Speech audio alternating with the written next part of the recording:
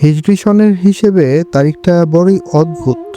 6 মুহররম 888 হিজরি, ইংরেজি 14 ফেব্রুয়ারি 1483 সাল।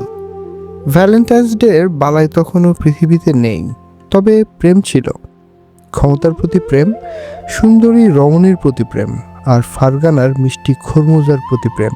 ঘটনাস্থল আন্দিজান, ফারগানা উপত্যকার রাজধানী। জায়গাটি স্বর্গের খুব কাছাকাছি বললে ভুল হবে না। চারদিকে পাহাড়, মাঝখানে ফসলি জমি। এখানকার আবহাওয়া বড় মনোরম। বসন্তে এখানে টিউলিপ ফোটে, যার সংখ্যা ও প্রজাতি গুণে শেষ করা মুশকিল। এই মনোরম আবহাওয়ার মধ্যে একজন মানুষ খুব অস্থির হয়ে পায়চারি করছেন। মানুষটির নাম ওমর শেখ মির্জা। উচ্চতায় তিনি খাটো, শরীরে বেশ মেদ আছে। তিনি আমির তৈমুরের বংশধর। ওমর শেখ মির্জা খুব শৌখিন মানুষ। তিনি গায়ের জামা বা টিউনিক খুব টাইট করে পরেন, এতই টাইট যে জোরে শ্বাস নিলে বুকের ফিতে ছিঁড়ে যায়।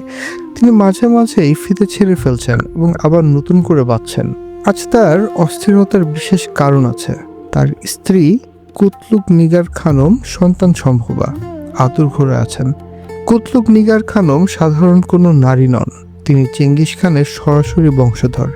অর্থাৎ যে শিশুটি পৃথিবীর আলো দেখার জন্য ধস্তাধস্তি করছে, তার শরীরে বইছে এশিয়ার 2 প্রবল পরাক্রমশালী বীরের রক্ত। বাবার দিক থেকে তৈমুর লং আর মায়ের দিক থেকে চেঙ্গিস খান। ইতিহাসবিদরা একে বলেন বারুদ আর আগুনের মিশ্রণ। ওমর শেখ মির্জার প্রাসাদে আজ সাজসজ্জা। বাবুর্চিখানা থেকে ভেসে আসছে ভেড়ার মাংসের দমপুক্তের ঘ্রাণ। ফারগানার মানুষেরা খেতে পছন্দ করেন। তাদের দস্তরখানে রুটি আর মাংসের ছড়াছড়ি থাকে। সাথে থাকে ঘড়ির দুধের বিশেষ পানীয় কুমিস। তবে ওমর শেখ মির্জার প্রিয় খাবার ফালুদা, বরফকুচির সাথে ফলের রস আর চিনির শিরা। যদিও এখন ফালুদা খাওয়ার সময় না, তবুও তিনি হুকুম দিয়েছেন। টেনশনে তার গলা শুকিয়ে আসছে। তিনি আবার পায়চারি শুরু করলেন। তার প্রাসাদের এক কোণায় বিশাল গিরিখাতের ধারে কবুতরের খোপ বানানো হয়েছে। কবুতর পোষা তার নেশা, শুধু নেশা না, ভয়াবহ নেশা।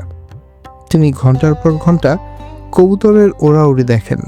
রং বেরঙ্গের গিরিবাজ কবুতর যখন আকাশে ডিগবাজি খায়, ওমর শেখ মির্জা তখন পৃথিবীর সব দুঃখ ভুলে যান। ইতিহাস বড়ই নির্মম, বড়ই রসিক।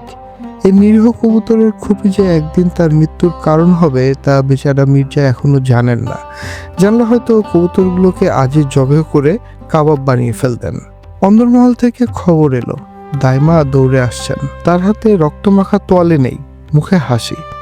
জনাব, মোবারক হোক, পুত্র সন্তান যেন আকাশের চাঁদ। ওমর শেখ মির্জা আকাশের দিকে তাকালেন। ঠিক সেই মুহূর্তে কিনা জানা নেই, তবে ঐতিহাসিকরা বলেন তখন নাকি আকাশে এক ধূমকেতু দেখা গিয়েছিল। ভাগ্য গণনাকারীরা অবশ্য সবসময় প্রস্তুত থাকেন। তারা বললেন এই শিশু সাধারণ কেউ নয়, এ হবে দুনিয়া কাঁপানো এক বাঘ। শিশুর নাম রাখা হলো জহিরুদ্দিন মুহাম্মদ। কিন্তু তুর্কি ও মঙ্গলরা এত কঠিন নাম পছন্দ করেন না। তারা আদর করে ডাকতে শুরু করলো বাবর। বাবর মানে বাঘ। নামটা সার্থক। শিশুটি দেখতেও কিছুটা বাঘের বাচ্চার মতোই, গোলগাল মুখ, কিন্তু চোখে এখনই এক ধুরন্ধর ভাব। আন্দিজানে উৎসব শুরু হলো। বিশাল সব ডেকচি নামানো হলো, পোলাও রান্না হচ্ছে। সমরক্ষণ থেকে আনা হয়েছে বিশেষ চাল। এই পোলাওতে প্রচুর চর্বি দেওয়া হয়, সাথে থাকে কিশমিশ আর গাজর। ফারগানার আপেল আর বেদানা কেটে সাজানো হয়েছে থরে থরে। ওমর শেখ মির্জা তার শিশুপুত্রকে কোলে নিলেন। শিশুটি কাঁদছে না, বড় বড় চোখ করে বাবার দিকে তাকিয়ে আছে। ওমর শেখ মির্জা ফিসফিস করে বললেন, বাবা বাবর, এই ফারগানা তোমার জন্য খুব ছোট্ট। তোমার তকদিরে লেখা আছে হিন্দুস্তান, গরমের দেশ, ধুলোর দেশ, কিন্তু হীরা জহরও তার হাতির দেশ। বাবর অবশ্য তখন কিছুই বুঝলো না। সে হয়তো ভাবছে এই লোকটার জামার বোতাম এত টাইট কেন। সেদিন রাতেই এক অদ্ভুত ঘটনা ঘটল। রাত জ্যোতিষে এসে বললেন, হুজুর, এই বাচ্চার রাশিফল বড়ই বিচিত্র। তার জীবনে কোনো স্থিতি নেই। সে আজ রাজা হবে, কাল ফকির হবে। সে মস্ততে ঘুমাবে, আবার পরদিন পাহাড়ে পাথরের উপর মাথা রেখে রাত কাটাবে। ওমর শেখ মির্জা চিন্তিত হলেন না। তিনি এক টুকরো খরমুজা মুখে দিয়ে বললেন, যে পাথরে ঘুমায় সেই পাথর চিনে নেয়। আমার ছেলে পাথর হবে না, সে হবে হীরা। হীরাকে পাথর দিয়ে ঘষতে হয়। ফারগানার ঠান্ডা বাতাসে তখন বারুদের গন্ধ ছিল না, ছিল মিষ্টি ফলের ঘ্রাণ। কিন্তু সেই ফলের বাগানেই বড় হচ্ছিল এমন একজন, যে একদিন বারুদের গন্ধে ভারী করে তুলল পানিপথের বাতাস। ইতিহাস তার খাতা খুলে বসল, কলমে কালি ভরল। নতুন অধ্যায় শুরু হতে যাচ্ছে। বাদশা বাবর, বাবর নামার লেখক, বাগানের মালিক, হিন্দুস্তানের সম্রাট। সময়টা বড় অদ্ভুত।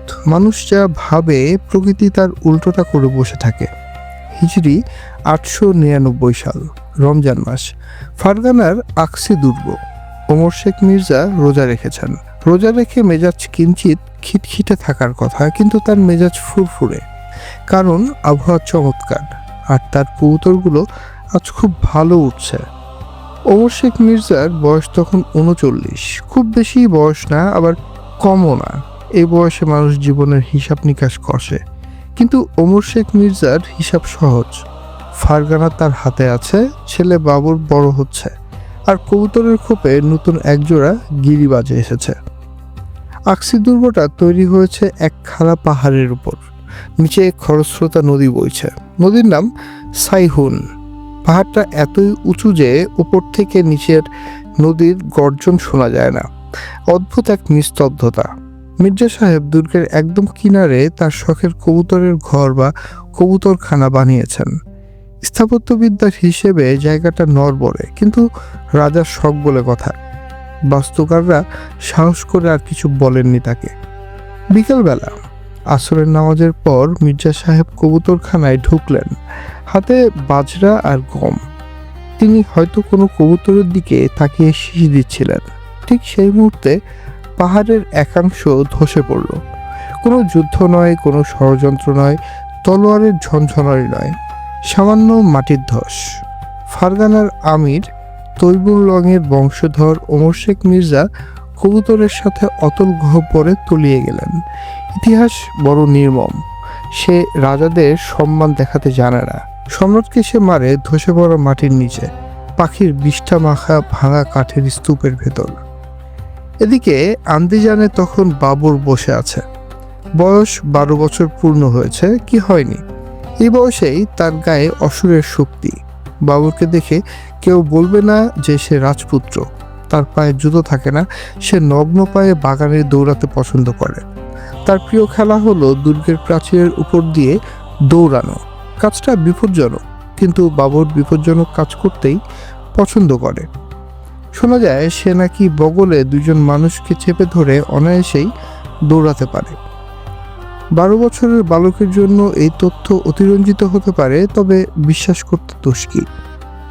বাবার মৃত্যুর খবর যখন এলো, বাবর তখন তরমুজ খাচ্ছিল। সমরখন্দের তরমুজ, ভেতরটা রক্তের মতো লাল আর স্বাদে চিনির মতো মিষ্টি। খবরটা শুনে বাবরের হাত থেকে তরমুজের ফালি পড়ে গেল না। সে শান্ত চোখে দুধের দিকে তাকাল। দুধ কাঁপছে। রাজার মৃত্যু সংবাদ যে আনে, তার গর্দান যাওয়ার সম্ভাবনা থাকে। বাবর ধীর গলায় বলল, আব্বাজান কি খুব কষ্ট পেয়েছেন? দুধ মাথা নিচু করে বলল, না জাহাপানা, মুহূর্তের মৃত্যু। বাবর উঠে দাঁড়ালো। তার উচ্চতা খুব বেশি না, কিন্তু ছায়াটা দীর্ঘ। সে জানে এই মুহূর্ত থেকে তার শৈশব শেষ। রাজপ্রাসাদে কান্নাকাটি শুরু হয়েছে, কিন্তু একজন কাঁদছেন না। তিনি আইসান দৌলত বেগম, বাবরের নানি। চেঙ্গিস খানের বংশধর এই বৃদ্ধা। তার চোখে পানি নেই, আছে আগুন। তিনি জানেন কান্না করার বিলাসিতা এখন তাদের সাজে না। বাবরের চাচারা সুলতান আহমেদ মির্জা আর মাহমুদ খান খবর পেলে শুকুরের মতো ছো মারবে। আইসান দৌলত বেগম বাবরকে ডাকলেন। অন্দরের এক নিভৃত কক্ষে নানি নাতি মুখোমুখি। সামনের উপর তস্তরিতে কিছু শুকনো খেজুর আর পানি। বৃদ্ধা বললেন, বাবর, তোর বাপ মরেছে কবুতরের পেছনে ছুটতে গিয়ে। তুই কিসের পেছনে ছুটবি? বাবর বলল, হিন্দুস্তান। বৃদ্ধ অবাক হলেন না, মুচকি হাসলেন। হিন্দুস্তান বহুদূর, আগে নিজের জান বাঁচা। তোর চাচারা তোকে চিবিয়ে খাওয়ার জন্য আসছে। এখন খেতে বস, পেট ভরা থাকলে মাথা কাজ করে। বাবর খেতে বসলো। অদ্ভুত ব্যাপার, বাবার মৃত্যু সংবাদ পাওয়ার পরেও তার খিদে পেয়েছে। পোলাও রান্না হয়েছে, ভেড়ার আস্ত রান রোস্ট করা, মশলার গন্ধে ঘর ভরপুর। বাবর গোগ্রাসে খেলো। ইতিহাসবিদরা হয়তো এই দৃশ্য দেখে নাক ছিটকাবেন, ভাববেন ছেলেটা পাষাণ, কিন্তু তারা জানেন না শোকের সাথে ক্ষুধার এক আদিম সম্পর্ক আছে। মানুষ যখন খুব অসহায় বোধ করে তখন সে বেঁচে থাকার প্রমাণ হিসেবেই বেশি করে খায়। পরদিন মঙ্গলবার, রমজান মাসের 5 তারিখ, আন্দিজানের জামে মসজিদে খুতবা পাঠ করা হলো। খুতবায় ওমর শেখ মির্জার নাম বাদ দিয়ে পড়া হলো জহিরুদ্দিন মোহাম্মদ বাবরের নাম। 12 বছরের এক কিশোর সিংহাসনে বসলো। সিংহাসনটা তার শরীরের তুলনায় অনেক বড়, পা মাটিতে ঠেকে না, ঝুলে থাকে। মাথায় যে পাগড়ি পরানো হয়েছে তা বারবার চোখের সামনে চলে আসছে। বাবর বারবার পাগড়ি ঠিক করছেন। দরবারের এক কোনায় বসে থাকা এক বৃদ্ধ উজির ফিসফিস করে পাশের জনকে বললেন, তৈমুরের বংশের শেষ প্রদীপ, বাতাসের যা জোর, এ প্রদীপ কতক্ষণ জ্বলবে কে জানে। বাবর সে কথা শুনতে পেল না। সে তাকিয়ে আছে জানালার বাইরের আকাশের দিকে। সেখানে এক ঝাঁক পাখি উঠছে, মুক্ত, স্বাধীন। সে কি আর কোনোদিন ওভাবে উঠতে পারবে, নাকি এই ভারী পাগড়ি আর সিংহাসনের শিকল তাকে মাটির সাথে বেঁধে রাখবে? বাবর জানে না তার জন্য অপেক্ষা করছে এক যাযাবর জীবন। ফারগানা থেকে কাবুল, কাবুল থেকে দিল্লি। তার জীবনটা হবে সেই ধসে পড়া পাহাড়ের মতোই অনিশ্চিত, কিন্তু রোমাঞ্চকর। দরবার শেষ করে বাবর তার ডায়েরি বা রোজনামচা লিখতে বসল। তুর্কি ভাষায় লেখা প্রথম লাইনটা সে লিখল, রমজান মাসে 12 বছর বয়সে আমি ফারগানার রাজা হলাম। লেখাটা খুব সাধারণ, কিন্তু এই সাধারণ লেখাটাই একদিন হয়ে উঠবে পৃথিবীর অন্যতম সেরা আত্মজীবনী। নাম হবে বাবরনামা, যেখানে রাজা তার নিজের ভুল স্বীকার করবেন, মদ্যপানের কথা বলবেন, এমনকি নিজের গোপন প্রেমের কথাও অকপটে লিখবেন। পৃথিবীর ইতিহাসে এমন সত্যবাদী রাজা খুব কমই এসেছে। রাতের খাবারে সেদিন বিশেষ আয়োজন ছিল না, নান, রুটি আর ঝোল। বাবর রুটি ছিঁড়ছে আর ভাবছে সমরখন্দের কথা, তার স্বপ্নের শহর সমরখন্দ। আহা, একবার যদি সমরখন্দ পাওয়া যেত। বালক রাজার চোখের স্বপ্নে তখনও বারুদের ধোঁয়া লাগেনি, লেগেছিল সমরখন্দের আঙ্গুরের ঘ্রাণ। মানুষের জীবনের সবচেয়ে বড় ট্র্যাজেডি কি? কেউ বলে প্রেমিকার বিয়ে হয়ে যাওয়া, কেউ বলে পরীক্ষায় ফেল করা, কিন্তু ইতিহাসের পাতায় ট্র্যাজেডির সংজ্ঞা ভিন্ন। ট্র্যাজেডি হলো হাতের মুঠোয় স্বর্গ পাওয়া আর পর মুহূর্তেই ফসকে গিয়ে নরকে আশ্রে পড়া। বাবরের বয়স এখন 15। গোফের রেখা স্পষ্ট হয়েছে, গলার স্বরেও এসেছে ভারী কি ভাব। এই বয়সে কিশোররা ঘুড়ি উড়ায়, প্রেমে পড়ে, কিন্তু বাবর প্রেমে পড়েছে ঠিকই, তবে কোনো মানবী বা হুরপুরীর নয়। সে প্রেমে পড়েছে এক শহরের নাম সমরখন্দ। সমরখন্দ এক জাদুকরী শহর, আমির তৈমুরের রাজধানী। এখানকার বাতাসও নাকি আতরের মতো সুবাসিত। বাবর পণ করেছে পৈতৃক গদি ফারগানা তো আছেই, সমরখন্দ তার চাই। পূর্বপুরুষের রক্ত কথা বলছে। 1497 সাল, 7 মাসের কঠিন অবরোধের পর সমরখন্দ বাবরের দখলে এলো। বাবর এখন আর সামান্য মির্জা নন, তিনি সমরখন্দের অধিপতি। খুশিতে বাবরের কান্না আসার কথা, কিন্তু রাজাদের কাঁদতে নেই। শহরে ঢুকেই বাবর অবাক, কি সুন্দর দালান কোঠা, বিশেষ করে বাগি দিলকুশা বা হৃদয় হরণকারী বাগান। সেখানকার প্রাসাদের দেয়ালে তৈমুর রঙের ভারত অভিযানের ছবি আঁকা। বাবর হাঁ করে সে ছবি দেখছেন, মনে মনে ভাবছেন, আহা, হিন্দুস্তান কত দূরে সেই দেশ। তবে সমরখন্দ জয়ে একটা সমস্যা হলো, শহরটা দীর্ঘ অবরোধে দুর্ভিক্ষ পীড়িত। মানুষের ঘরে খাবার নেই, রাজকোষের টাকা কড়ি নেই। বাবরের সৈন্যরা ভেবেছিল শহর লুট করবে, সোনাদানা নিয়ে বাড়ি ফিরবে, কিন্তু বাবর কড়া হুকুম দিলেন, লুট তরাজ চলবে না। সমরখন্দের মানুষ আমার প্রজার উপর জুলুম হারাম। সৈন্যরা রেগে গেল। মোগল সৈন্যরা এমনিতে দুর্ধর্ষ, কিন্তু তাদের আনুগত্য পেটের ক্ষুধার কাছে বন্দী। পয়সা নেই, লুট নেই, সুতরাং তারা দল বেঁধে পালাতে শুরু করলো। বাবর অসহায় চোখে দেখলেন তার সেনাবাহিনী ফাঁকা হয়ে যাচ্ছে। এর মধ্যে একটা অদ্ভুত কাণ্ড ঘটল। বাবর অসুস্থ হয়ে পড়লেন। সামান্য জ্বরজারি নয়, ভয়াবহ অসুখ। তিনি কথা বলতে পারেন না, নড়তে পারেন না। হাকিম কবিরাজরা হাল ছেড়ে দিল। চারদিকে রটে গেল বাদশা মরে গেছেন। এই সুযোগে ফারগানার বাবরের সৎ ভাই জাহাঙ্গীর মির্জাকে সিংহাসনে বসিয়ে দেওয়া হলো, অর্থাৎ ঘরের চাবি অন্যের হাতে চলে গেল। কিছুদিন পর অলৌকিকভাবে বাবর সুস্থ হলেন। সুস্থ হয়েই শুনলেন দুঃসংবাদ, ফারগানা হাতছাড়া। তিনি ভাবলেন, যাক, ফারগানা গেছে তো কি হয়েছে, আমার হাতে তো স্বপ্নের সমরখন্দ আছে। কিন্তু বিধিবাম সমরখন্দের মানুষও বাবরের রুগ্ন কপোদর্কহীন অবস্থার সুযোগ নিয়ে বিদ্রোহ করল। বাবর বুঝলেন এই শহরে আর থাকা যাবে না। বাবরের স্বপ্নের স্থায়িত্ব হলো মাত্র 100 দিন। এক অন্ধকার রাতে বাবর সমরখন্দ ছাড়লেন, সাথে মাত্র গুটি কয় বিশ্বস্ত অনুচর। তার পরনে রাজপোশাক নেই, সাধারণ সুতি কাপড়ের জামা, পকেটে ফুটো পয়সা নেই। গতকাল যিনি ছিলেন 2 রাজ্যের মালিক, আজ তার মাথা গোঁজার ঠাঁই নেই। ফারগানা ভাইয়ের দখলে, সমরখন্দ শত্রুর দখলে। বাংলা প্রবাদে একেই বলে, ইত নষ্ট তত ভ্রষ্ট। বাবর অবশ্য বাংলা প্রবাদ জানতেন না, জানলে হয়তো একচোট হাসতেন। তার রসবোধ প্রবল। শুরু হলো পলাতক জীবন। খোজার নামক এক পাহাড়ি গ্রামে তারা আশ্রয় নিলেন। প্রচণ্ড শীত, হাড় কাঁপানো বাতাস। বাবরের সঙ্গে কাশিম বেগ একটা ভেড়া জোগাড় করলেন। সেদিন রাতে বাবরের মেনু ভেড়ার মাংসের ঝোল আর শক্ত নান রুটি। কোনো জাফরান নেই, কিসমিস নেই, ঘি নেই। কিন্তু বাবর পরে তার আত্মজীবনীতে লিখবেন, সেদিন সেই ঝোল আর রুটি যা অমৃতের মতো লেগেছিল তা রাজপ্রাসাদের কালিয়া কোরমাতেও পাওয়া যায় না। ক্ষুধা হলো পৃথিবীর শ্রেষ্ঠ মশলা। খেদে বাবর আগুনের পাশে বসলেন। তার মা কুতলুক নিগার খানমও সাথে আছেন।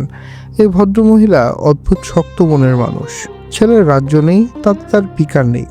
তিনি আগুনের তাপে হাত সেঁকে নিচ্ছেন আর বাবরকে বলছেন, চিন্তা করিস না বাবা, আল্লাহ যা করেন মঙ্গলের জন্যই করেন। হয়তো তোর কপালে এর চেয়ে বড় রাজত্ব লেখা আছে। বাবর হাসলেন, করুণ হাসি। তিনি ভাবলেন, বড় রাজত্ব? এখন এক জোড়া জুতো কেনার পয়সাই নেই, আর মা দেখছেন বড় রাজত্ব। সে রাতে বাবর একটা অদ্ভুত কাজ করলেন। তিনি একটা গাছের বাকলে ছুরি দিয়ে নিজের নাম খোদাই করলেন। নিচে লিখলেন, একজন যাযাবর। ইতিহাসবিদেরা বলেন, এই সময়টাতেই বাবরের চরিত্রের আসল গঠন তৈরি হয়েছিল। তিনি দেখলেন চাটুকাররা কিভাবে দল বদলায়, দেখলেন মানুষের বিশ্বাসঘাতকতা, আবার দেখলেন সামান্য এক গ্রামের বুড়ি কিভাবে নিজের ভাগের রুটি অচেনা পথিককে খেতে দেয়। পাহাড়ে ঘুরতে ঘুরতে বাবরের একদিন খুব তরমুজ খেতে ইচ্ছা হলো, ফারগানার তরমুজ। কিন্তু উপায় নেই। তিনি দীর্ঘশ্বাস ফেলে ডায়েরি খুললেন। লিখলেন, আজ খুব কেঁদেছি, কেউ দেখেনি, শুধু পাহাড়ি বাতাস আমার কান্না শুনেছে। বাবরের চোখের পানি শুকিয়ে গেল, কিন্তু জেদ শুকালো না। তিনি ঘোড়ার পিঠে হাত বুলিয়ে বললেন, চল আবার শূন্য থেকে শুরু করি। সামনে বিশাল হিন্দুকুশ পর্বত, তার উপরে কাবুল, তারও ওপারে ধুলো আর গরমের দেশ হিন্দুস্তান। নিয়তি সেখানে পাশা খেলার ছক বিছিয়ে অপেক্ষা করছে। মানুষ যখন সব হারিয়ে ফেলে তখন তার সামনে দুটো পথ খোলা থাকে। হয় সে সন্ন্যাসী হয়ে পাহাড়ের গুহায় ঢুকে পড়বে, নয়তো সে হয়ে উঠবে ভয়ঙ্কর এক জুয়ারি।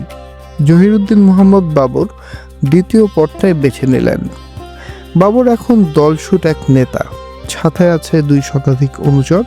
তাদের অবস্থা তথৈবচ। কারো পায়ে জুতো নেই, কারো পিঠে তলোয়ার নেই। তারা হাঁটছে হিমালয়ের পাদদেশ ধরে পাথুরে পথে। শীতের তীব্রতায় নাকের জল জমে বরফ হয়ে যাচ্ছে। বাবরের এক সঙ্গী, নাম তার কাশিম বেগ। কাশিম বেগ লোকটা অদ্ভুত। বিপদের সময় সে রসালো আলাপ করতে পছন্দ করে। সে কাঁপতে কাঁপতে বলল, জাপানা, আমার জুতো জোড়া তো ছিঁড়ে গেছে, যদি অনুমতি দেন আমি কি আপনার ঘোড়াটার খুঁট থেকে একটু চামড়া কেটে নিতে পারি? বাবর হাসলেন না। তিনি একটা গাছের গুঁড়িতে বসে আছেন।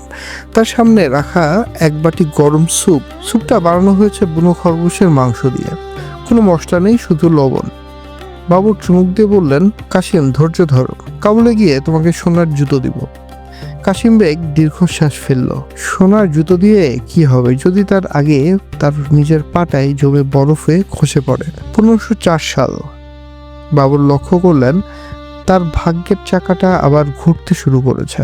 তিনি কাবুলের দিকে রওনা হলেন। কাবুল তখন এক বিশৃঙ্খল নগরী। সেখানকার শাসনকর্তা মারা গেছেন। তার শিশুপুত্রকে সরিয়ে এক অর্গলহীন উজির ক্ষমতা দখল করেছে। জনগণ অতিষ্ঠ। বাবর যখন কাবুলের দরজায় এসে দাঁড়ালেন, কাবুলবাসী যেন স্বস্তির নিঃশ্বাস ফেলল। তারা ভাবলো তৈমুরের বংশধর এসেছে, এবার অন্তত শান্তি আসবে। বাবর বিনা রক্তপাতে কাবুল দখল করলেন। কাবুলে ঢুকে বাবর যে কাজটা করলেন তা হলো একটি ফলের দোকানে গিয়ে আগে ঢুকলেন। কাবুলের আঙ্গুর জগৎ বিখ্যাত, সাদা আঙ্গুর, কালো আঙ্গুর। বাবর এক থোকা আঙ্গুর মুখে দিয়ে চোখ বন্ধ করলেন। আহা, একেই বলে জীবন। সিংহাসনের চেয়ে এই আঙ্গুর অনেক বেশি সত্য, অনেক বেশি মিষ্টি। কাবুলের জীবন বাবরের খুব পছন্দ হয়ে গেল। এখানকার আবহাওয়া ফারগানার মতোই ঠান্ডা। বাবর এখানে বাগান বানাতে শুরু করলেন। তার চরিত্রের এক বিচিত্র দিক হলো তিনি একদিকে যেমন মানুষ কাটতে পারেন, অন্যদিকে তেমনি ফুল ভালোবাসেন, বাগান করতে পছন্দ করেন। তিনি 10টি বাগান বানালেন কাবুলে। তার প্রিয় বাগানের নাম দিলেন বাগি ওয়াফা বা বিশ্বস্ত বাগান। একদিন বিকালে বাবর বাগানে বসে ডালিম খাচ্ছিলেন, পাশে তার প্রিয় ডায়েরি খোলা। ঠিক সেই সময় খবর এলো হিন্দুস্তান থেকে এক দূত এসেছে। মেবারের রানা সাঙ্গা আর দিল্লির সুলতান ইব্রাহিম লোদির চাচা আলম খান লোদির কাছ থেকে চিঠি এসেছে। বাবর ভুরু কুচকালেন। হিন্দুস্তান সেই ধুলোবালির দেশ। দূতেরা কুর্নিশ করে চিঠি পেশ করলো। চিঠির সারমর্ম হলো, জাহাপানা, আপনি হিন্দুস্তানে আসুন। ইব্রাহিম লোদি এক জালেম শাসক। আপনি এসে তাকে হটিয়ে আমাদের সাহায্য করুন। বাবর দূতদের বিদায় দিয়ে তার প্রিয় সেনাপতি দোস্ত বেগকে ডাকলেন। দোস্ত বেগ, হিন্দুস্তানিরা আমাকে ডাকছে কেন বলো তো? দোস্ত বেগ বিজ্ঞের মতো মাথায় চুলকে বললেন, হয়তো তারা আপনার শৌর্যবীর্যের কথা শুনেছে। বাবর হাসলেন, ভুল বললেন। তারা আমাকে ডাকছে কারণ তারা মনে করে আমি তৈবুরের মতো আসব, দিল্লি লুট করব আর সোনাদানা নিয়ে আবার কাবুলে ফিরে আসব। তারপর তারা নিজেদের মধ্যে কামড়াকামড়ি করে গদিতে বসবে। তারা জানে না আমি একবার কোথাও ঢুকলে আর বের হই না। বাবর উঠে দাঁড়ালেন। তার পরনে এখন দামি পশমি আলখেল্লা, পায়ে মখমলের জুতো। কাশিম বেগকে দেওয়া কথা তিনি রেখেছেন। সেদিন রাতে বাবর স্বপ্নে দেখলেন বিশাল এক সমভূমি, ধুলো উঠছে। সেই ধুলোর ভেতর দিয়ে হাজার হাজার হাতি আসছে। হাতির পিঠে বড় বড় ঘন্টা, ঢং ঢং শব্দ হচ্ছে। সে শব্দে বাবরের ঘুম ভেঙে গেল। তিনি জানলার ধারে গিয়ে দাঁড়ালেন। বাইরে কাবুলের জ্যোৎস্না উপচে পড়ছে। বাবর বিড়বিড় করে বললেন, এবার হিন্দুস্তান, তবে লুটেরা হিসেবে নয়, বাদশা হিসেবে। ইতিহাসের পাতায় তখন অলক্ষ্যে কেউ একজন পানিপথ শব্দটা লিখে রাখলো। 800 মাইল দূরে যমুনা নদীর পাড়ে ইব্রাহিম লোদি তখন হয়তো আয়েশ করে ঘুমাচ্ছেন। তিনি জানেন না কাবুল থেকে এক বাঘ আসছে, যে বাঘের পেটে অনেক ক্ষুধা। সাল 1526, এপ্রিল মাস। হিন্দুস্তানের গরম সম্পর্কে বাবরের ধারণা ছিল অস্পষ্ট। এখন সে ধারণা পরিষ্কার হচ্ছে। দিল্লির গরমে মাথার মগজ নাকি ফুটতে শুরু করে। বাবর তার তাঁবুর ভেতরে বসে আছেন। তাঁবুর ভেতরটা তুলনামূলক ঠান্ডা রাখার জন্য ভিজে খসখসে ঘাস দিয়ে পর্দা বানানো হয়েছে। পর্দার বাইরে থেকে লু হাওয়া আসছে। বাবর এক বাটি ফালুদা খাচ্ছেন, সাথে বরফ আছে। এই বরফ হিমালয় থেকে ঘোড়ায় করে আনানো হয়েছে। বরফ আনাটা যুদ্ধের চেয়েও কঠিন কাজ ছিল। বাবর মনে মনে ভাবছেন, যে দেশে বরফ পাওয়া যায় না সে দেশে মানুষ রাজত্ব করে কিভাবে। তার সামনে ম্যাপ ছড়ানো। এক পাশে পানিপথ গ্রাম, অন্য পাশে যমুনা নদী, মাঝখানে এক বিশাল সমতল ভূমিতেই হবে চূড়ান্ত ফয়সালা। বাবরের সৈন্য সংখ্যা মাত্র 12,000, আর সুলতান ইব্রাহিম লোদির সৈন্য সংখ্যা 1 লক্ষ। সাথে আছে 1000 হাতি। 12,000 মানুষ বনাম 1000 হাতি, হিসাবটা কোনোভাবে মিলছে না। বাবর তার প্রধান গোলান্দাজ ওস্তাদ আলীকে ডাকলেন। ওস্তাদ আলী তুর্কি মানুষ। তার গোফ চোরা এতই বড় যে কথা বলার সময় গোফ নড়ে, ঠোঁট দেখা যায় না। বাবর বললেন, ওস্তাদ আলী, আগুনের গোল্লা রেডি? ওস্তাদ আলী কাপা কাপা গলায় বললেন, যাবো না, বারুদ শুকিয়ে ঝরঝরো হয়েছে, একবার সলতে আগুন দিলে যমুনার জল শুকিয়ে যাবে। বাবর হাসলেন। এই আগুনের গোল্লা বা কামান জিনিসটা হিন্দুস্তানের মানুষ আগে দেখেনি। তারা তলোয়ার চেনে, তীর চেনে, হাতির গুঁতো চেনে, কিন্তু লোহা থেকে আগুন বের হয়ে মানুষ উড়ে যাওয়া, এটা তাদের কল্পনার বাইরে। এপ্রিল মাসের 21 তারিখ ভোরবেলা, যুদ্ধের ময়দান রেডি। ইব্রাহিম লোদির হাতিগুলো ষাট বেঁধে দাঁড়িয়ে আছে। হাতিগুলো দেখতে পাহাড়ের মতো। হাতিদের পায়ে লোহার শিকল পরানো হয়েছে যাতে তারা দৌড়ে পালিয়ে না যায়। ইব্রাহিম লোদি তখন তার তাঁবুতে নাস্তা করছেন। মেনু খুব জাঁকজমকপূর্ণ, কবুতরের মাংসের ঝোল আর জাফরানি হালুয়া। তিনি ভাবছেন এই মুষ্টিমেয় কয়েকটা মোগলকে হাতি দিয়ে মারিয়ে শেষ করে দিতে আর কতক্ষণ লাগবে? বড়জোর 1 ঘন্টা। যুদ্ধ শুরু হলো। বাবর একটা কাজ করলেন যা ইতিহাসে আগে কেউ করেনি। তিনি 700 গরুর গাড়ি জোগাড় করে সেগুলো চামড়ার দড়ি দিয়ে একসাথে বাঁধলেন। একে বলা হয় অটোম্যান স্টাইল। এই গাড়ির আড়ালে কামান বসানো হলো। হঠাৎ কান ফাটানো শব্দে কামান গর্জে উঠল। হাতিগুলো জীবনে কখনো এমন শব্দ শোনেনি। তারা ভাবলো আসমান ভেঙে মাথার উপর পড়েছে। হাতিদের সবচেয়ে বড় সমস্যা হলো তারা যখন ভয় পায় তখন শত্রু মিত্র চেনে না। হাতিগুলো ঘুরে গিয়ে নিজেদের সৈন্যদের উপরে পা তুলে দিল। মুহূর্তের মধ্যেই ইব্রাহিম লোদির বিশাল বাহিনী কচু কাটা হতে লাগলো। ওস্তাদ আলী তখন পাগলের মতো নাচছেন। তিনি এক একবার কামান দাগছেন আর চিৎকার করে বলছেন, খাইছে রে, মোগলদের আগুন খাইছে। দুপুরের রোদের তেজ যখন মাথার উপর, তখন সব শেষ।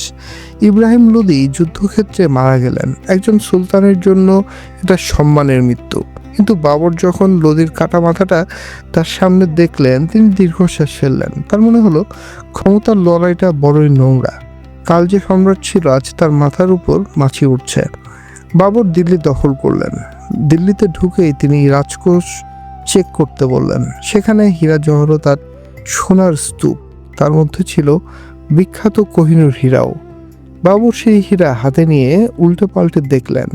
তারপর তার বড় ছেলে হুমায়ুনকে ডেকে বললেন, এই নাও, এটার নাম কোহিনূর। এর দাম কত জানো? এই হীরা বিক্রি করলে সারা দুনিয়ায় মানুষকে 2.5 দিন পেট পুরে খাওয়াতে পারবে তুমি।